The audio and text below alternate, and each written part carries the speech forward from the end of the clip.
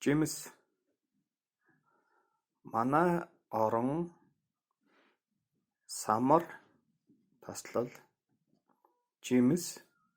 таслал мөөгөөр нилээд баялаг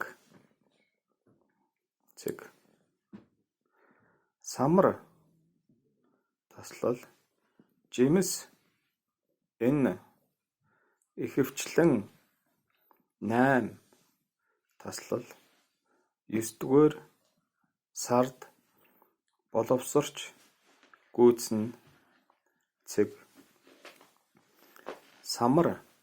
жимсийг боловсрч гүйцсэн үед энэ үндэс таслал иш таслал мөчрийг гэмтээхгүйгээр түүж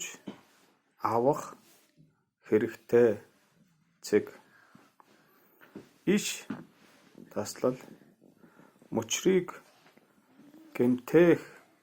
таслал хугалах таслал хөрөөдөж унгаавал дахиж ургахгүй цэг иймд байгаль дэлхийтэйгээ зөв харьцаж таслал байгалийн баялагийг зөв ашиглах нь бидний ирээдүйд хэрэгтэй гэдгийг ойлгов цэг